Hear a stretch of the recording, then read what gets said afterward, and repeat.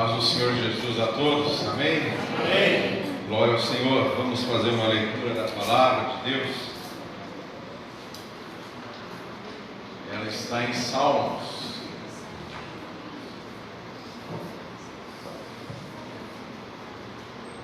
Glória a Jesus. Salmos.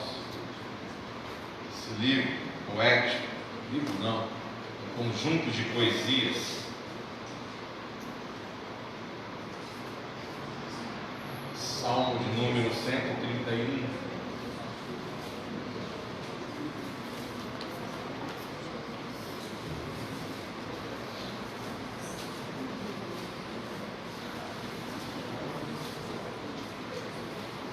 Glória ao Senhor. Esperar abrir a Bíblia, ela. Salmo de número 131.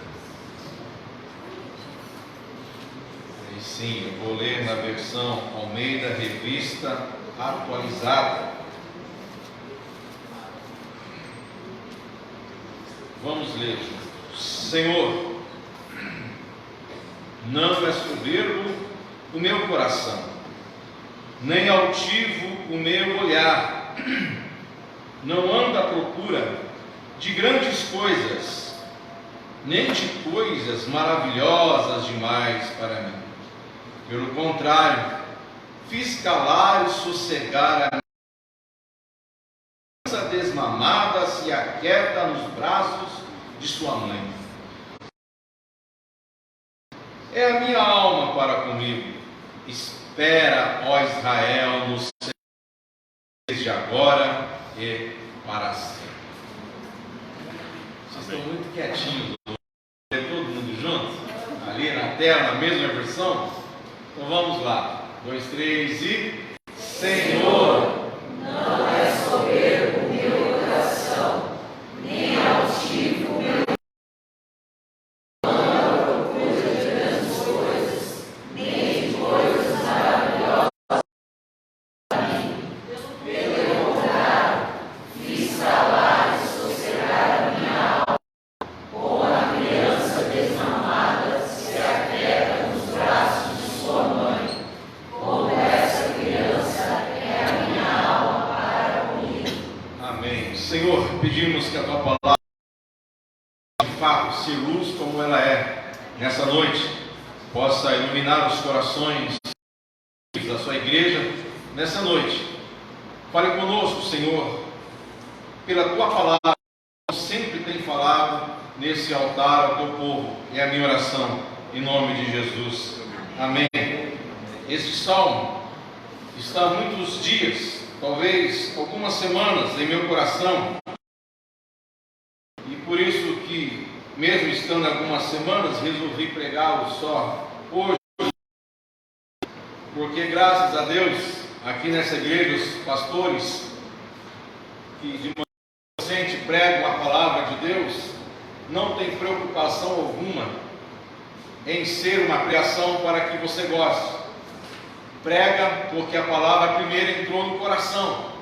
Eu creio que é o pastor Jarbas, e assim é comigo já há muito tempo. Quando a gente começa, é tão diferente. A gente começa, a gente senta, procura, e como diz o amigo meu, a Bíblia fica desse tamanhozinho que você não acha nada. Mas quando você não tem mais a preocupação do que vai pregar, não tem mais a preocupação da palavra que vai ser pregada, mas a preocupação se Deus tem uma palavra para a tua igreja, a coisa muda. Porque o coração foi triturado para pregar. E esse salmo é um desses, já está algumas semanas em meu. Esse salmo 131 faz parte de um conjunto de salmos que é chamado Salmo da Romaria, ou da Romagem. E eu já falei sobre isso aqui, não quero falar novamente. Que aliás as pregações da nossa igreja, dos nossos cultos, estão todas no aplicativo ou no YouTube, ouvir e ver a qualquer momento.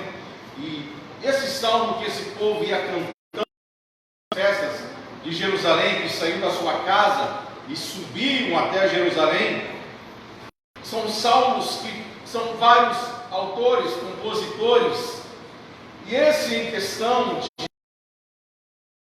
desse bloco de salmos, da romagem que esse povo de Israel faz ao Senhor em Jerusalém, especificamente é de Davi.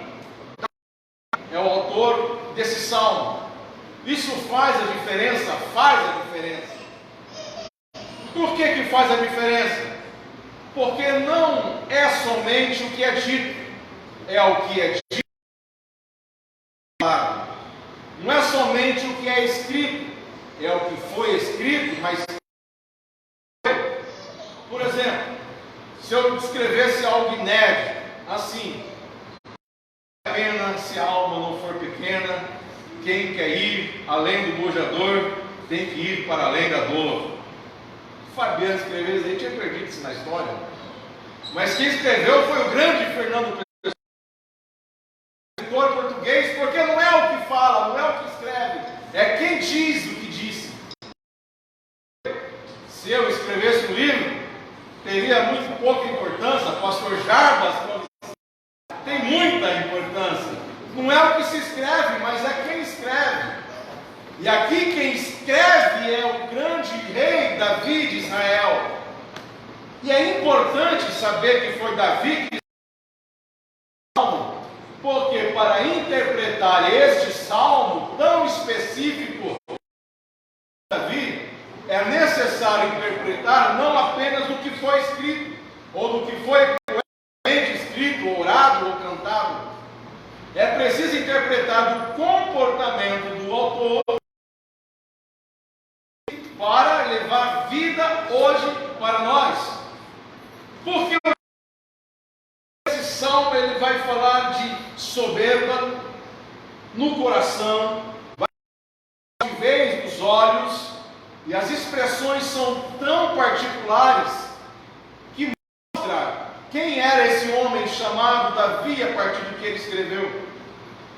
Ele começa dizendo: Senhor, ó Senhor, não é soberbo o meu coração, nem altivo, não ando à procura de grandes coisas maravilhosas demais para mim.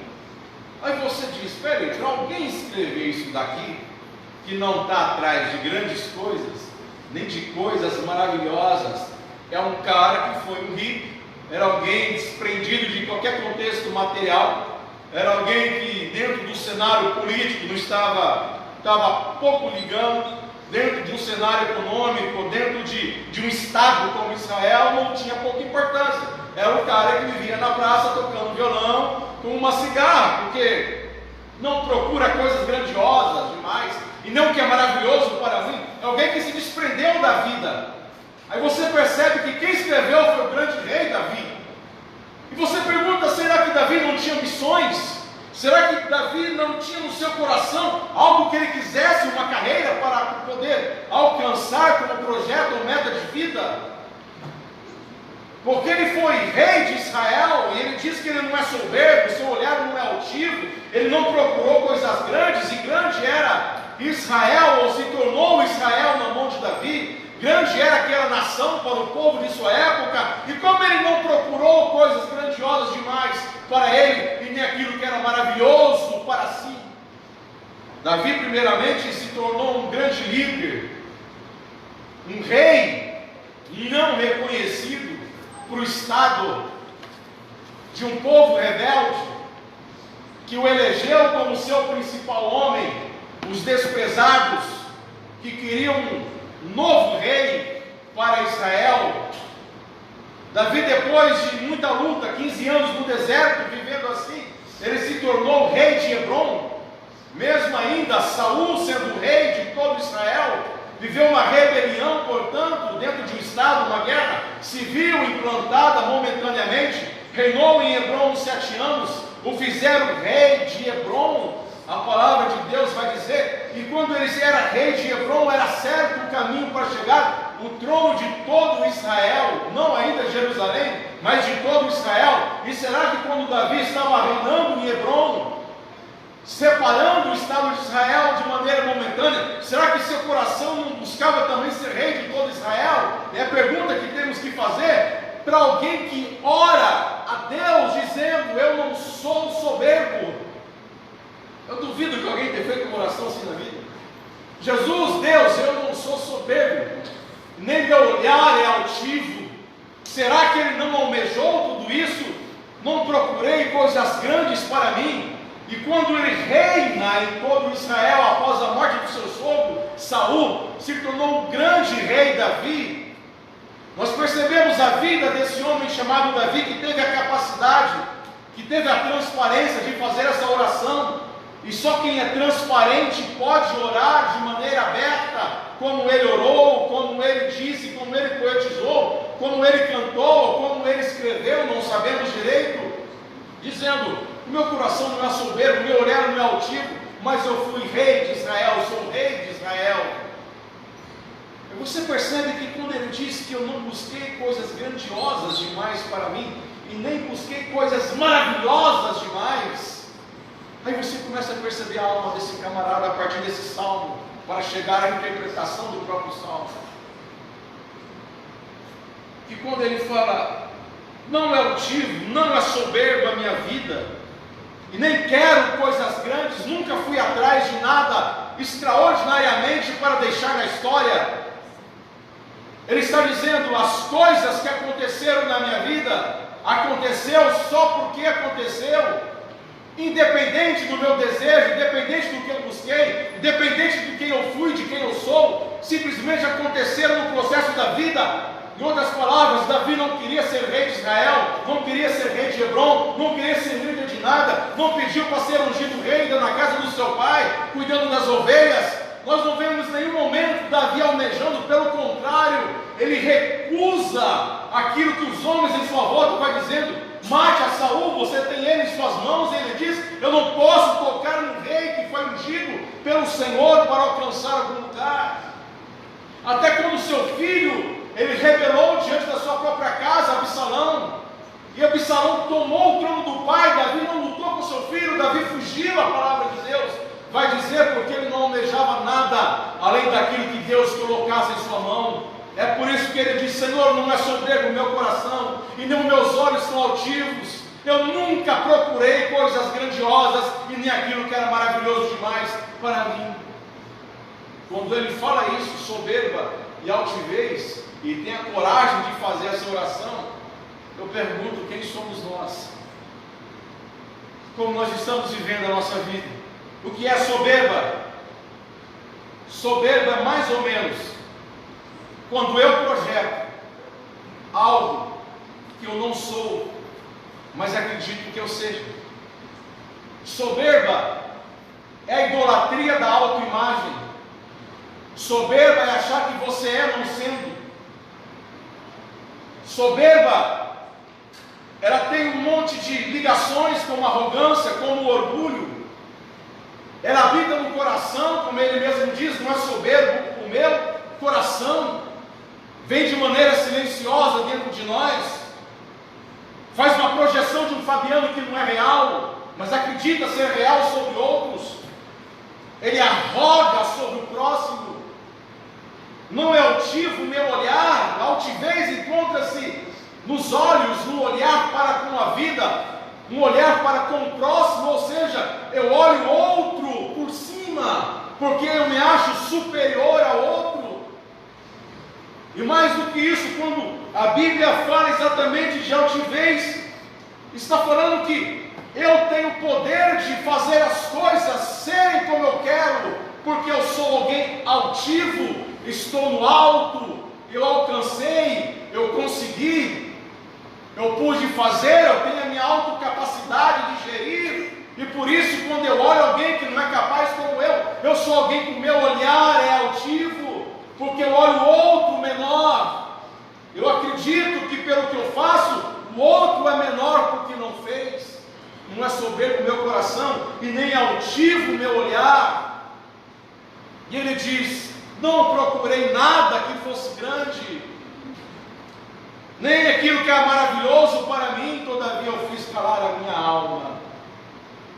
E algumas verdades desse salmo existem para nós aprendermos nessa noite. A primeira coisa: a soberba nos leva constantemente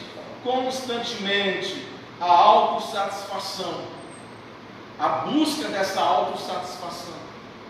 Porque a soberba, quando Davi diz, não é soberbo o meu coração, meus olhos não são altivos, ele está dizendo, todo homem que é característica, ele busca a sua própria satisfação, ele é feito com aquilo que ele tem, com aquilo que ele fez, com aquilo que ele se tornou.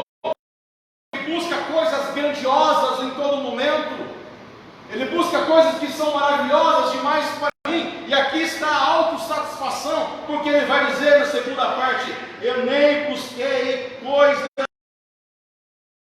demais, para quem? Para mim.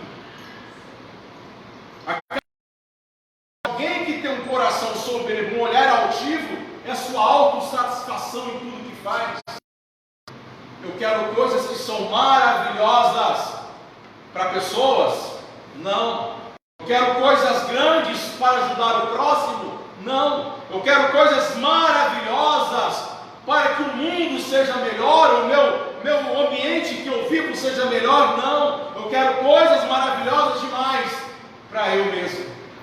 Eu quero coisas que sejam monstruosas para minha autossatisfação, para o meu desejo próprio, para o meu próprio ego, para o meu próprio olhar altivo, para o meu próprio coração soberbo. E Davi está dizendo, eu não fui assim, eu não busquei coisas maravilhosas demais para mim. E a grande contraponto daqui, que não buscar coisas maravilhosas demais, não quer dizer que coisas maravilhosas vão acontecer em sua vida. Porque Davi foi um homem que fez coisas maravilhosas, grandiosas. Davi é considerado o maior rei do Estado de Israel, agora Estado de Israel. Davi é um homem que tem uma estima, um respeito enorme na história, inclusive da humanidade, que reconhece o Estado de Israel. Davi foi aquele homem que da sua raiz é conhecido, aquele que é o nosso Salvador, foi aclamado, Jesus, filho de Davi, tenha misericórdia de mim. Na bandeira do Estado de Israel existe a estrela de Davi. Davi é esse grande homem que não buscou coisas maravilhosas demais, mas viveu coisas maravilhosas. A questão toda qual é? É aquilo que eu busco por causa da minha arrogância, é aquilo que eu busco por causa da minha soberba, é aquilo que eu busco porque os meus olhos são altivos para humilhar o outro, e é diferente daquilo que Deus coloca nas minhas mãos. Um exemplo muito prático que quem lê os livros históricos, Davi tinha uma característica para poder dizer isso, uma característica essencial do seu reino, do seu reinado, da sua monarquia. Sabe qual é?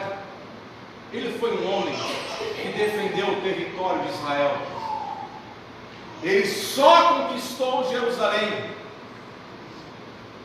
tirou dos jebuseus devido a uma aliança antiga, ato que Deus tinha dito. Ele conquista Jerusalém pela vontade de Deus. Depois disso, eles têm uma característica do seu reino: ele defende as fronteiras de Israel. Ele sabe que o que Deus colocou em sua mão foi só Israel. Ele sabe que o que Deus lhe deu foi a nação de Israel. Não era um homem que saiu para conquistar o mundo, conquistar outros territórios.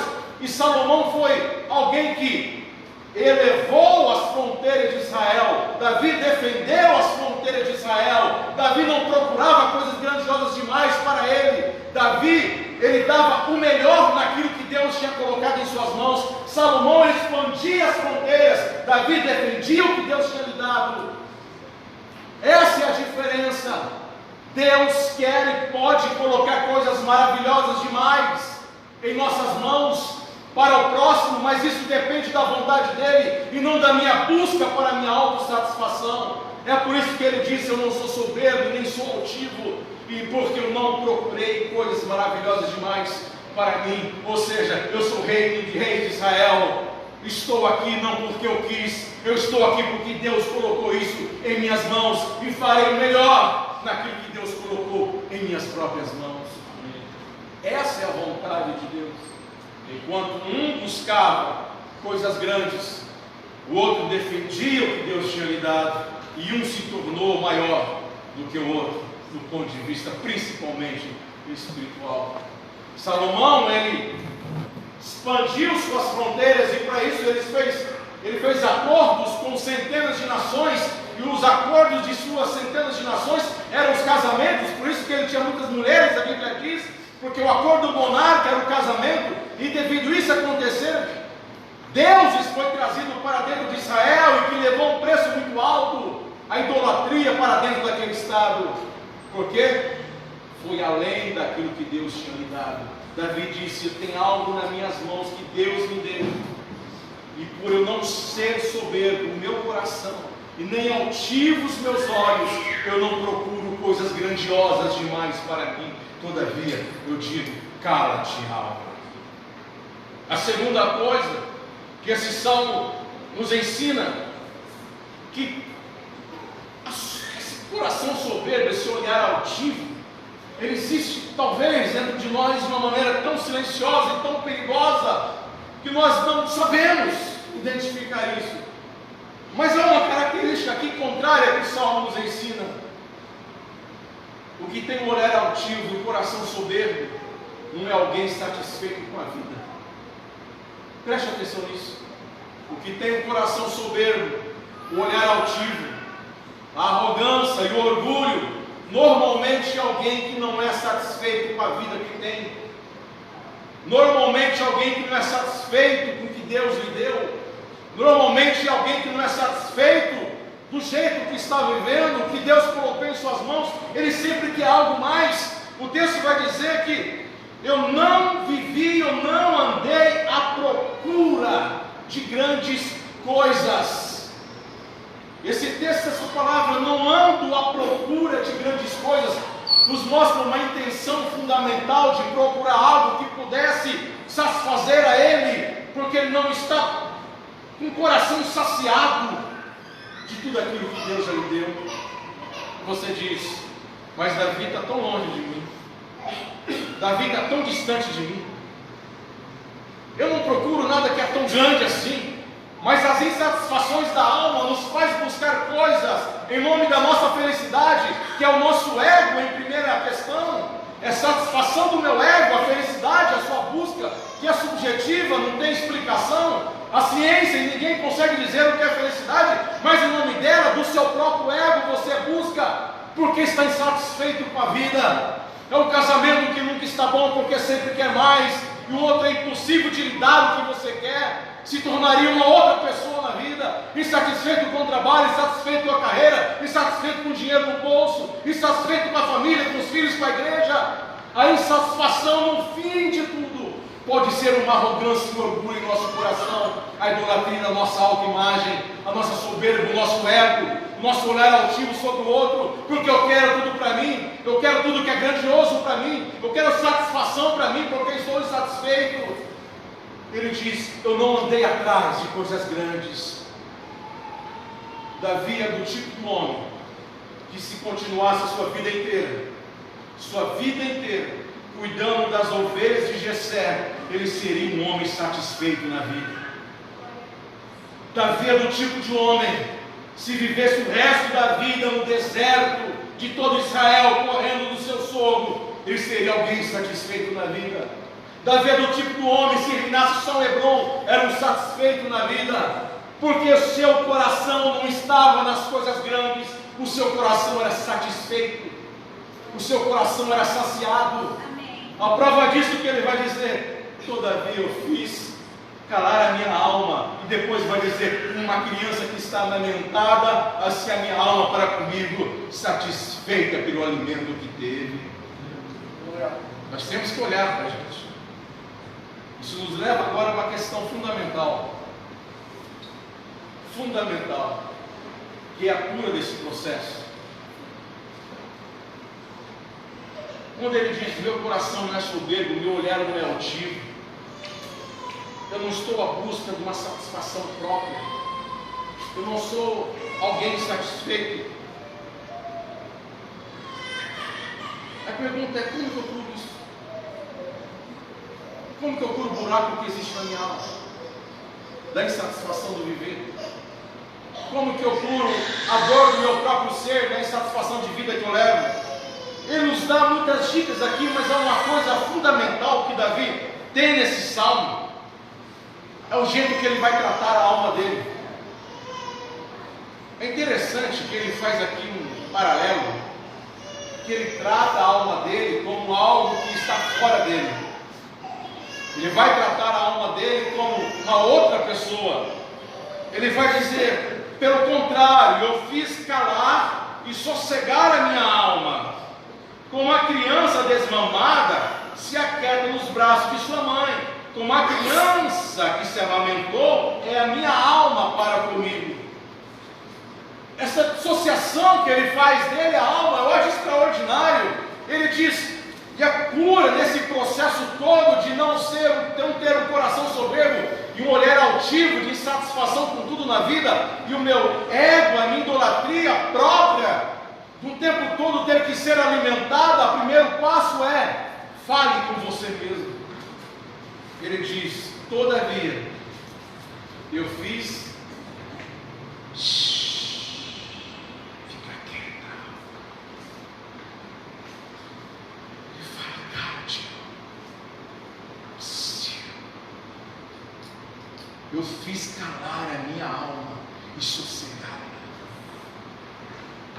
Como a gente perdeu isso, gente?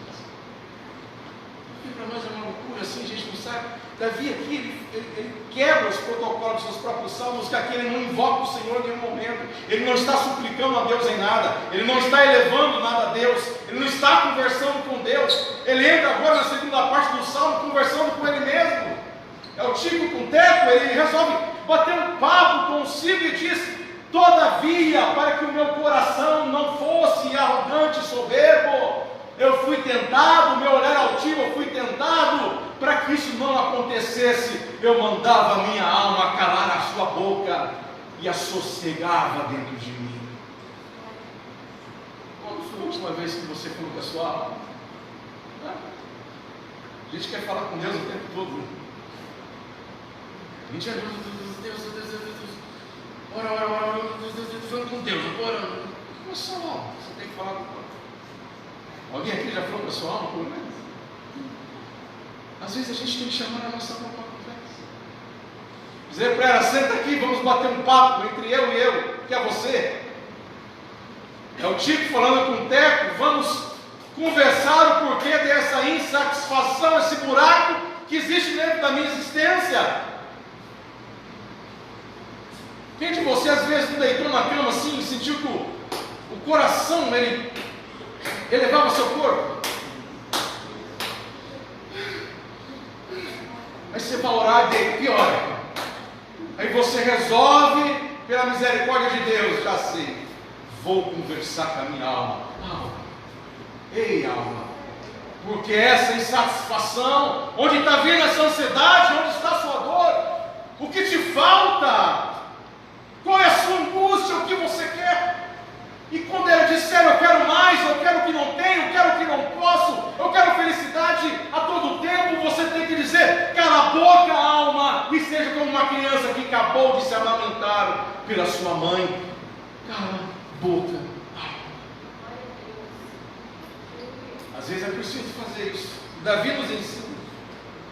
Ele não suplica a Deus, diz, quando essas coisas tentaram a minha vida, eu orei e supliquei ao Senhor. Não. Quando essas coisas vieram em mim, eu fiz uma campanha, eu fiz jejum, eu fiz oração, e na minha opinião isso tudo piora nossos estados de vida. Quando isso habita na nossa alma, a soberba, a altivez, o orgulho e a arrogância não sai com oração, ela sai com você conversando com a sua alma, dizendo, cala a tua boca, alma, que você não precisa disso, aquieta-te dentro da minha vida.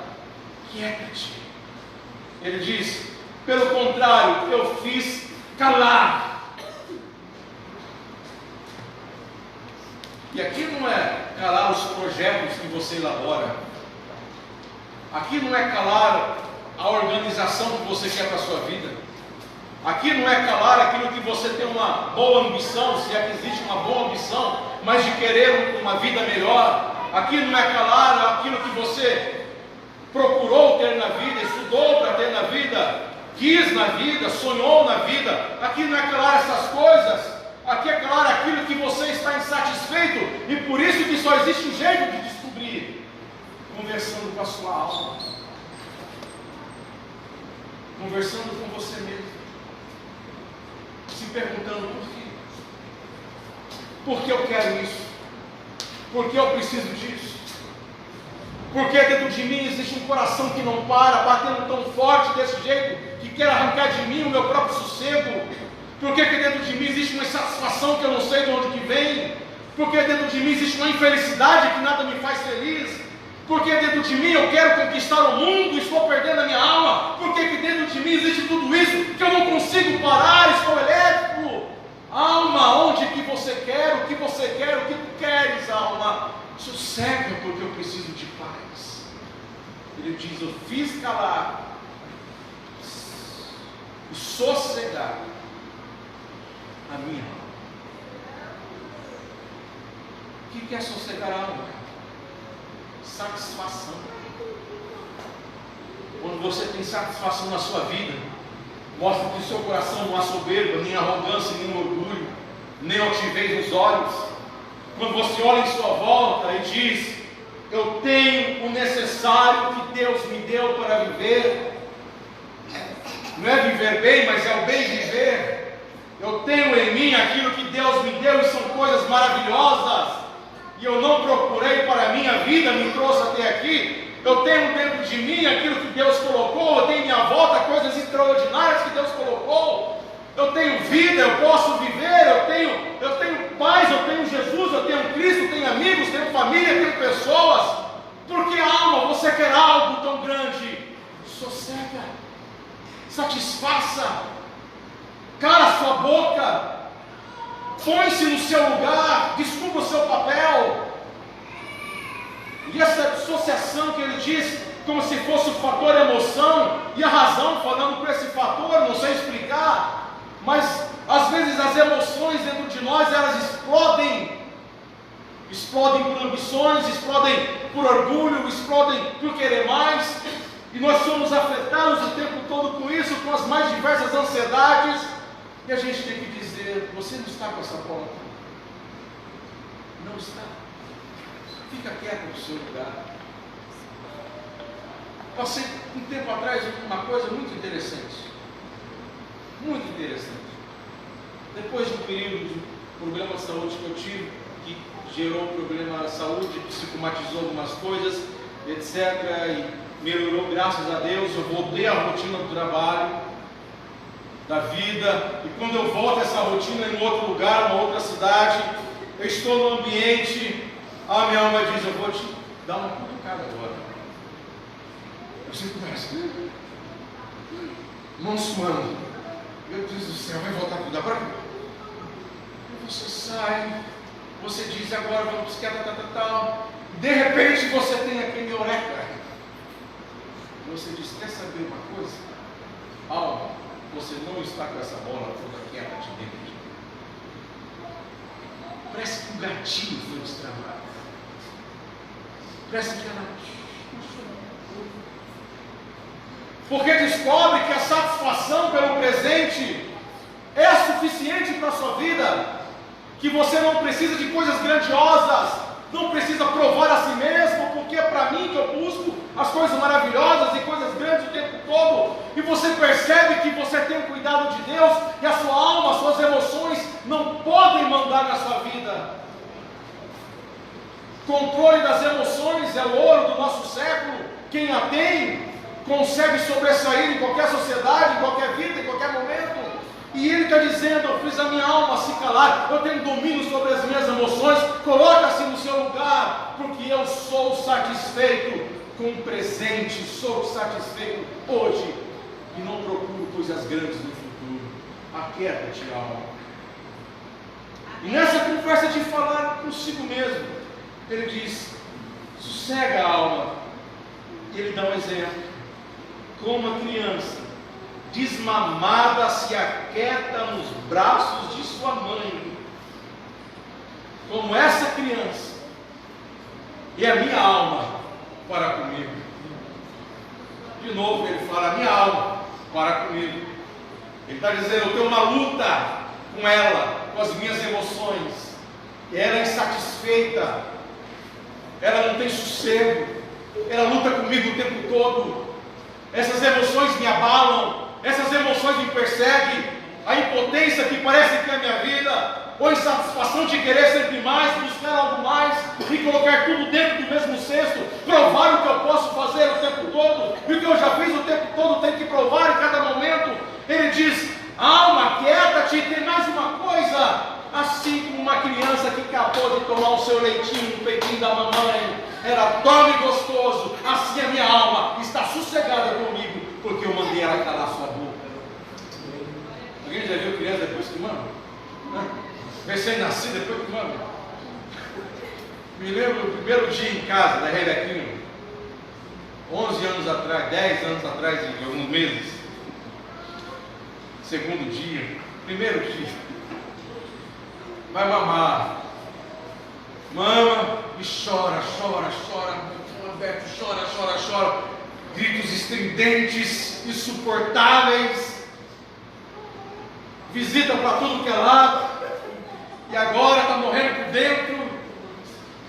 E aí, uma avó falou: a sabedoria habita na idade também, ainda que o camarada lá do Jó disse que não, mas os amigos do Jó ninguém tinha razão de nada, não leva nada em consideração. Jó tinha diante de Deus. Sabedoria habita. Disse: dá um complemento de leite. Primeiro dia. Aí você vai buscar não. Você deixa o recibo do carro. Né? Aí faz o mexido do não, enche a mamadeira. Dorme a noite. Básico. Assim como uma criança desmamada está sossegada, assim é a minha alma para mim. Quem daqui pode dizer isso? Vamos ser sinceros. A sua alma está sossegada, assim como recém-nascido acabou de alimentar o leite materno ou um complemento, qualquer coisa que lhe deu a satisfação do alimento, e agora ele dorme aquele sono profundo por horas. Quem de nós tem uma alma sossegada? Não, quem de nós tem a coragem de fazer uma oração como essa? Ele diz: sabe uma criança quando acaba de mamar? Porque eu aprendi a lidar com as minhas emoções, mandei ele colocar no seu lugar, e calei a minha boca e sosseguei pela satisfação do presente. Agora eu estou sossegado diante de Deus e diante de todos e diante do mundo. A minha alma está descansando em mim. Em mim. A gente não fala, ele inverte tudo aqui. A gente diz: vamos descansar em Deus. Né? A minha alma está descansando em Deus. Ele diz: não, a minha alma está sossegada comigo. Porque às vezes eu estou na glória eterna, aqui em terra, estou deitado no colo de Deus, recebo a glória, a visitação de Deus, recebo a unção de Deus, estou perante o Espírito Santo, dons e maravilhas, e a alma da gente não para. Ele está dizendo: não, não é isso que eu quero uma alma que está descansada dentro de mim, que é o que importa para Ele nesse momento. Eu penso que isso a gente pode encontrar, eu penso. Mas para isso a gente tem que ter muitas coragens. Primeira delas, Jesus, não tem primeira, só primeira. É admitir que lá no fundo, lá naquela conversa que você deixou de ter com você mesmo lá atrás, existe um orgulho e uma arrogância no seu coração. Eu tive, Deus me abateu, eu tenho, preciso me curar, porque essa arrogância talvez seja a insatisfação do presente, porque não reconhece tudo que Deus já fez por você. Será que o Deus que te trouxe hoje até aqui, nesse tempo de vida que você tem, porventura esse Deus poderá te abandonar no futuro? Não, Deus cuidará de vós, sossega a sua alma. Será que o meu orgulho e arrogância dentro de mim, de uma insatisfação de algo que eu não conheço, não sei que existo, mas busco, e não encontro porque ela não existe, eu quero algo maravilhoso para mim, e essa busca nunca vai terminar, enquanto você não tiver satisfações na sua alma, enquanto você não estiver satisfeito, verdadeiramente satisfeito em sua vida e cumprir o melhor papel do mundo naquilo que Deus já colocou nas suas mãos para viver, você será alguém insatisfeito para o resto da vida. Se seu casamento está difícil, você é insatisfeito nele, a sua alma. Quantas pessoas em nome do orgulho já não estão mais juntas no presente? Quantas pessoas que em nome do orgulho quebraram relações? Quantas pessoas que em nome do orgulho quebraram amizades? Quantas pessoas que em nome do orgulho quebraram coisas que poderiam ser grandes para nós, para a satisfação não nossa, mas do próximo? Quantas pessoas que em nome do orgulho perderam coisas, perderam pessoas? Quantas pessoas em nome do orgulho, de uma autossatisfação, de uma auto-idolatria, não conseguem viver feliz no presente, porque procuram no futuro a satisfação que você nunca vai encontrar? Para isso, diga para a sua alma, hoje. Ele termina dizendo: espera, ó Israel, o Senhor, desde agora, para sempre. Amém. Amém. Aí você pode esperar. Aí você pode esperar. Não existe espera em Deus com a alma perturbada. Não existe espera em Deus com a alma agitada. Porque para esperar em Deus tem que ter esperança. Para ter esperança, tem que ter fé. E quem tem esperança é porque passou na tribulação. E passou na tribulação, teve perseverança. E gerou esperança, que nos deu a fé de esperar em Deus. Isso é possível esperar quando a sua alma estiver sossegada dentro de você. É por isso que a igreja errou muito no passado. Além de tudo, e uma das coisas que ela errou muito foi poder lidar com as pessoas cujas almas eram agitadas demais para lidar com a vida. Dizia: psiquiatra é pecado, remédio para controlar as suas emoções é pecado. Hoje ela deve pedir perdão para essas pessoas, porque nós vemos aqui, a relação não é com Deus, a relação é com você mesmo. Não sai com oração, não sai com campanhas. É uma conversa que você tem que ter com você mesmo. É um buraco que você tem que meter a mão. É um lugar que você tem que saber onde está. Davi chamou isso de altivez, de soberbo no coração, ou de orgulho, ou de qualquer coisa que pode existir em nós, que temos que identificar e dizer: aquieta-te, pare de buscar essas coisas e seja satisfeito com aquilo que Deus já lhe deu e está em suas mãos. Coloque-se em pé, em nome de Jesus.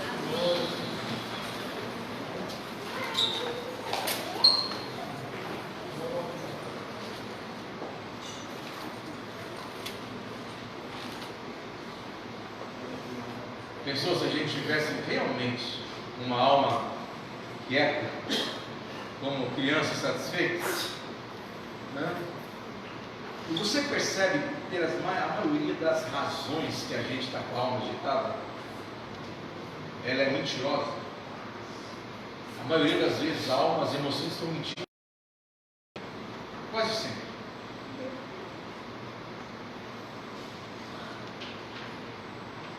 Quando ele diz para eu parei de procurar, eu não busquei, eu não busco, não ando à procura de grandes coisas, e nem aquilo que é maravilhoso para mim. E ele emenda, pelo contrário, o autor, o que ele está falando, o que ele quer dizer? Pelo contrário, eu fiz calar a minha alma.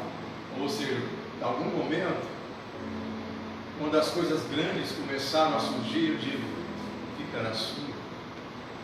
É fantasioso, é fantasioso, leva a queda. A única vez que Davi resolveu não ir para as guerras junto com o seu exército, quando ele resolveu ter um sossego de corpo, ficar no palácio contemplando a beleza do palácio construído em Jerusalém, foi quando ele achou que poderia possuir tudo e caiu com Betseba, cometeu um homicídio. Aquilo marcou a tragédia da sua vida para sempre. Mesmo Deus teve perdão.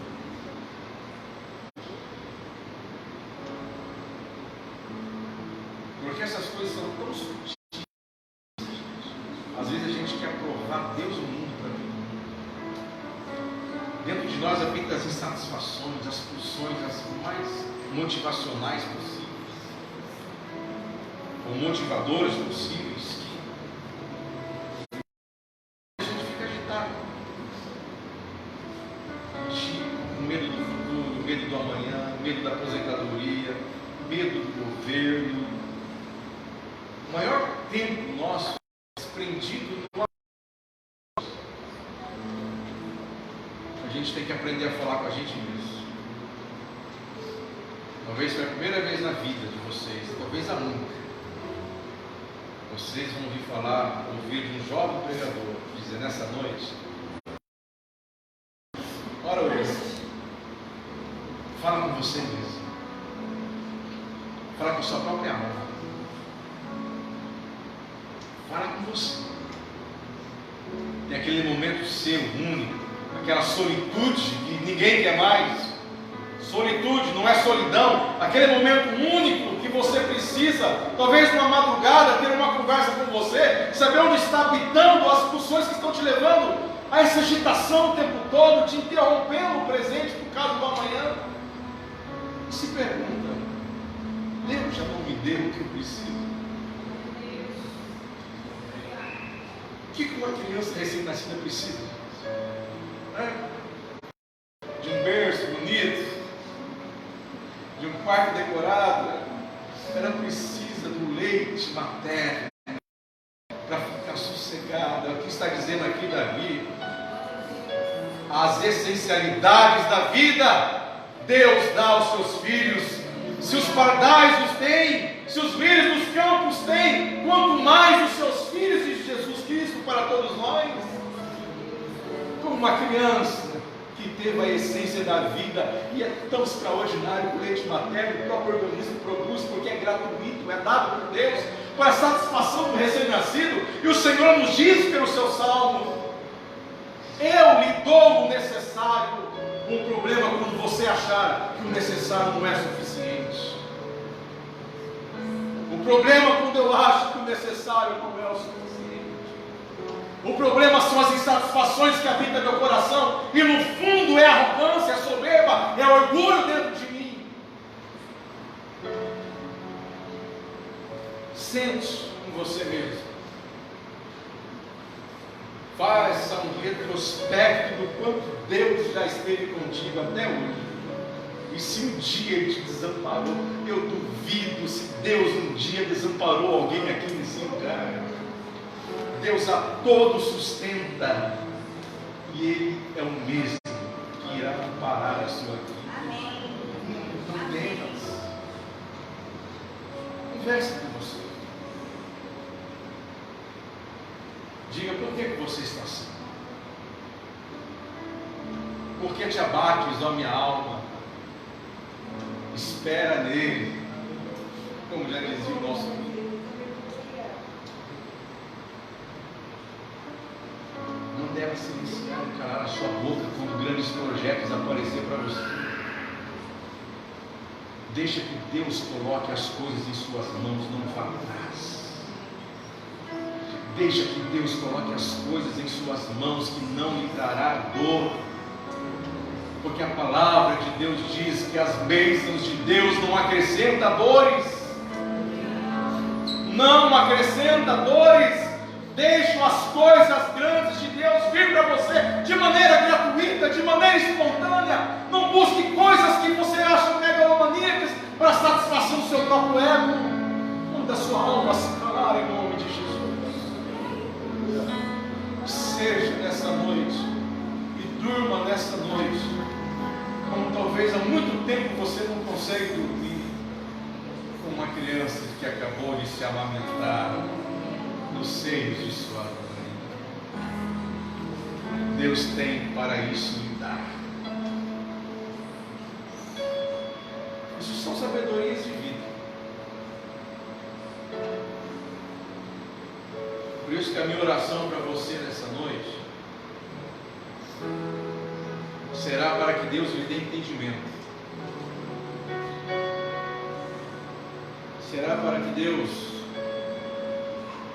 lhe dê capacidade, coragem de orar como Davi orou, só que talvez ao contrário. Davi pôde levantar os olhos a Deus e dizer: eu não sou soberbo, nem meu orar é ti. Nunca te pedi nada, Senhor. Talvez fosse a oração do seu último. Mas talvez nós precisamos confessar algumas coisas a Deus. E com isso estaremos falando com a gente mesmo. Nós precisamos resgatar as orações dos salmos em nossa vida. Confessar a nossa soberba, a nossa arrogância, o nosso orgulho, a nossa inveja, o nosso ódio, nossa vontade de fazer coisas que a gente não acredita que tem, mas ser curado. Porque Ele espera você no Senhor, desde agora para sempre.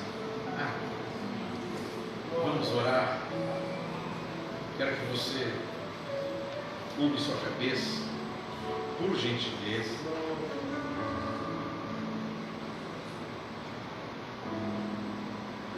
Você faça um retrospecto de você, da sua vida.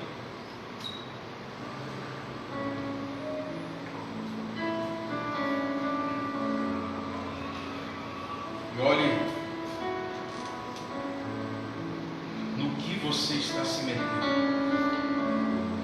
E observe os caminhos que a sua vida está andando. E observe os caminhos que você está percorrendo.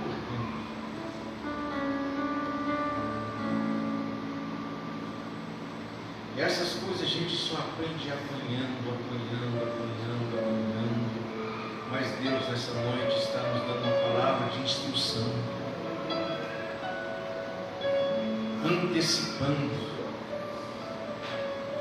nos dando um escape, um socorro, nos instruindo. Por isso, Senhor, eu oro pelo teu povo agora. Eu oro pelos teus filhos agora, Jesus. Porque nós somos esses seres tão complexos, tão difíceis de relacionarmos conosco mesmo.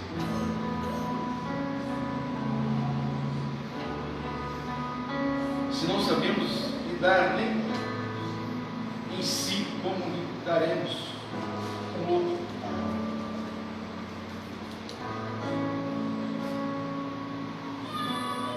Nos ensina a ter essa sabedoria de vida, Jesus.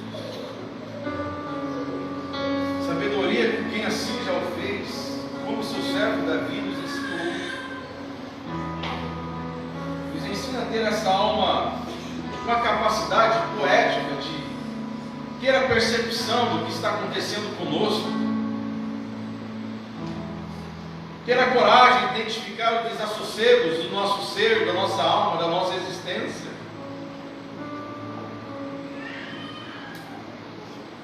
E podemos, assim, uma vez sendo revelado, iluminado, orar com toda a sinceridade a Ti e dizer onde habita tudo isso.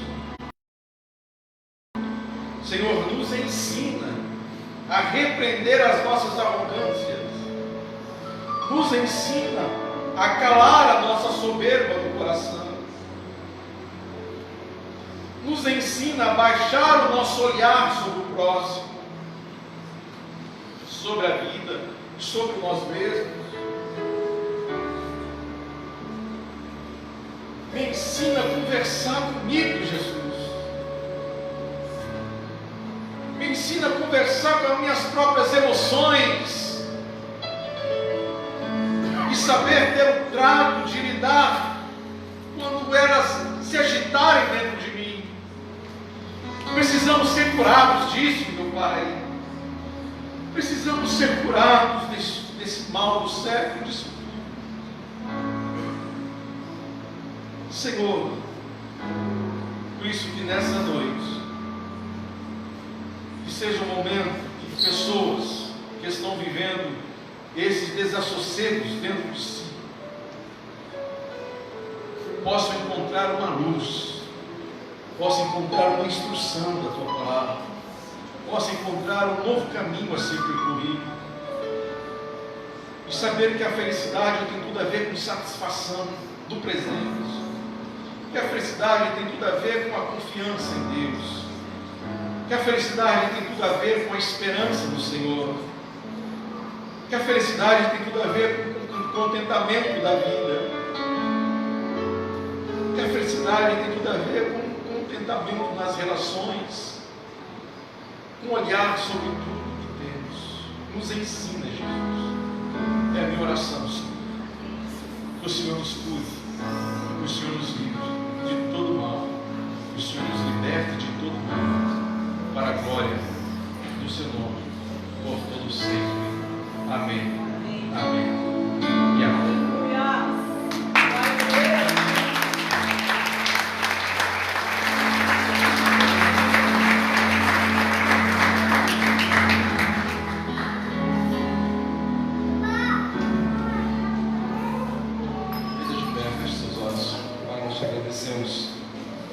Te louvamos por esse culto bendito que o Senhor nos dá a condição de executar a Ti com o nosso coração sincero. Te louvamos pelos louvores que nós entendemos que chegam até a Ti, tocam profundamente a nossa alma, nos fazem refletir, especialmente por essa palavra que nos apresenta um contexto, Senhor, de vida, de intimidade com nós mesmos. Te louvo pelo Senhor tratar os nossos corações nessa noite, usar o Teu Filho, Senhor, com profundidade da Tua palavra, nos ajudando, Senhor, a perceber o que estamos fazendo com as nossas vidas. Te louvamos, Senhor, e Te pedimos que essa palavra não saia dos nossos corações, não saia das nossas mentes, que possamos seguir adiante nessa semana difícil, semana que o país para festejar coisas horríveis, e nós, como Teus filhos, não podemos nos eximir, não podemos sair, não podemos fugir dessas responsabilidades de representar e de materializar o Teu reino onde vivemos, onde trabalhamos. Senhor, que possamos ser corajosos, nos enfrentar nessas demandas internas, pessoais e íntimas, e também enfrentar o mundo lá fora com graça, com amor, com discernimento, com sabedoria, pregando o Teu Evangelho em tudo que fazemos e tudo que somos.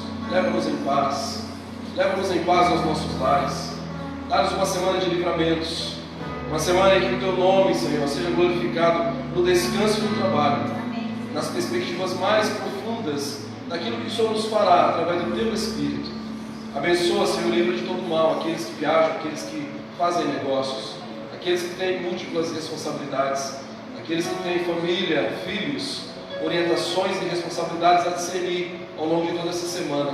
Sustenta, Senhor, como Tu tens feito até aqui, e promove a Tua paz em nossos corações, paz essa que o mundo não conhece, somente aqueles que vivem na Tua presença, como nós nessa noite, no nome santo e bendito de Jesus. Amém. Que a graça de nosso Senhor e Salvador Jesus Cristo, que o amor de Deus, nosso bendito e eterno Pai, que a comunhão e a consolação do Espírito Santo do Senhor esteja presente, abundante e transborde em nossas vidas todos os dias, para a glória e louvor do nome daquele que vive e reina sobre nós e preside sobre as nossas emoções, sobre nossa vida como um todo, Jesus Cristo de Nazaré, o carpinteiro das nossas almas. Dê uma salva de palmas a Ele. Aleluia!